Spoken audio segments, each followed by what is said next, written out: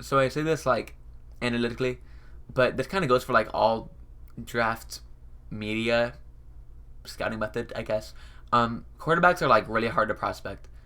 Uh, Nobody thought. I mean, people did, but like nobody thought that Josh Allen and Justin Herbert would be as good as they were. Like there's just some guy. Like it seems like the intangibles are far more easy to like extract out of quarterbacks than and like intangibles are like hard to prospect through numbers, and it's just random. Like you never know if a Josh Allen, because like Josh Allen is like a similar prospect to Drew Lock, like intangible wise, and they're worlds apart right now. It's just really hard to prospect guys, quarterbacks, especially through analytics. But the only thing that we found as numbers people is somewhat predictive is like efficiency, and it helps if it's at a young age. It helps if it's at a big program, but like yards per attempt and QBR, like that's and completion percentage. Those are like the only things that you can really like point to and be like, hey, this is kind of predictive, and that kind of sucks because you want more. I mean, like for running backs, you have like all kinds of stuff, receivers, tight ends, but for quarterbacks, we don't have much because it's kind of hard. However, good news is there is one of the most efficient quarterbacks in the history of college football in this draft, and he's outside of some people's top five.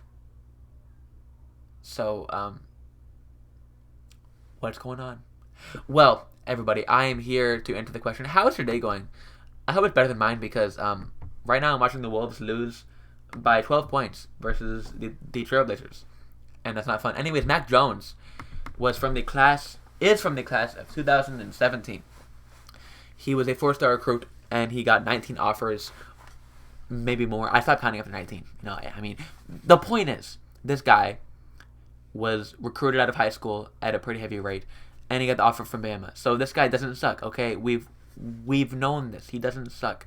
In 2018, which is his first season on campus, Tua, this is his magnum opus per se. Okay, he comes in, Tua does, and in 15 games, which is a lot for college, in 15 games, Tua completes a 90% of his passes with 4,000 yards and 11.12 yards per attempt, rather, 11.2 yards per attempt, and 43 touchdowns to just 6 INTs. So a very solid season from Tua, albeit in a lot of games, but just very solid across the board.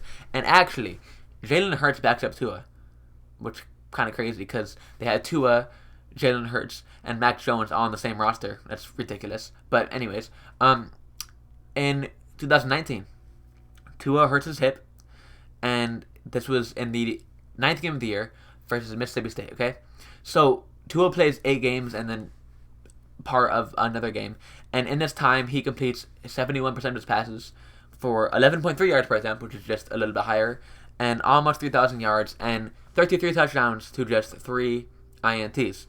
So that's very solid, obviously. But then Mac Jones comes in. Okay, so like I was saying, Tua played 8 games and then got hurt in his 9th game. So Mac Jones starts the following week. Okay, Mac Jones starts a whopping 3 games, and in these 3 games, Mac Jones has 13.6 yards per attempt. Every time he threw the ball, he was getting nearly 14 yards. Like, that's ridiculous. I mean, yes, it's cherry picking. Of course, it's a 3-game sample. Like you can say like whatever you want about it, but that is really impressive. That is like uber impressive. Okay, that's incredible, and we know Jones is good. Okay, like he was highly recruited. He comes in 3 games and is just incredible. But in 2020, he comes in and is the best out of anybody I mentioned so far. Okay, he comes in just 13 games. Okay, mind you. So Tua played 15 in his best season. Jones played 13 this season, right? He comes in 4,500 yards, which is over 500 more than Tua's best year. 11.2 yards per attempt, which is equal to Tua's best season. 77.4% completion percentage, which is much better than Tua's best year. And a 41-4 touchdown to INT ratio, which is better than Tua, once again. He best Tua across the board, okay? Across the board. And I would argue with much worse supporting cast, right? So he had 165-pound Devontae Smith as his one. He had, 4 games of Jalen Waddle. Anybody else? No. Tua, he had Waddle.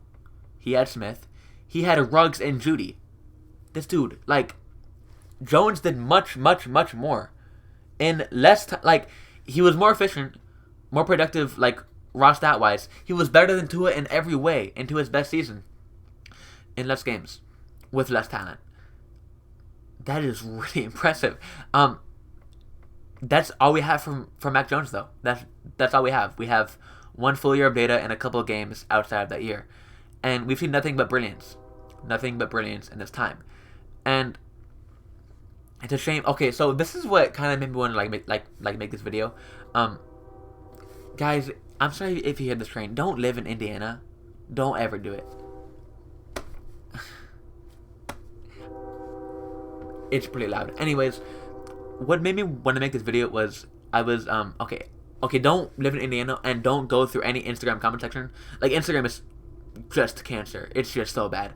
But I'm going through this comment section and it was like, who would you rather have, Devontae Smith or Jamar Chase? And I'm like, okay, well, of course it's Jamar Chase in my head, but I don't type that because I don't want to get into the cesspool, right? Cesspool. I can't talk. But so this guy says, I want Devontae Smith. He's gonna make Mac Jones a first round pick, and Joe Burrow made Jamar Chase the first round pick. And I'm like, okay, first of all, how can you possibly prove that? Like, that's like so far out of your ass. Like, that's just awful. What? Jamar Chase weighs like 40 pounds more, was far more productive at a younger age. Like how do you even? I don't know. But that made me like not only make me want to make a video about Jamar Chase, but like just back up Mac Jones, because I'm gonna say, guys, Mac Jones is a Tua Tagovailioa level prospect. He's been nothing but just as good as Tua in a worse situation in the same program. He is a Tua, and Tua goes 5th overall, I believe, but he could have gone 2nd if he didn't break his hip, like maybe even 1st, last draft. And Mac Jones is gonna go what, 10th, 15th, 20th? Mac Jones should be considered a Tua level prospect. He really should. He was nothing but brilliant, better than Tua in the same situation, and with worse supporting talent in the same program. I don't know what else to say. Mac Jones is brilliant. He comes in with a 100th percentile college QBR and a 97th percentile college yards per attempt. So every stat that you can point to, this dude is just efficient, elite, everything, and he's not getting respect. So go ahead and draft Mac Jones 3rd overall in rookie drafts. I mean, I'd rather have Fields and Lawrence, but I'll take him over Lance and maybe Wilson. He's very slept on, and he should be much higher in the regular NFL draft, but also in fantasy drafts, because this dude is a Tua level prospect that's not being viewed as such. So go ahead and draft Jones, guys. You won't regret it.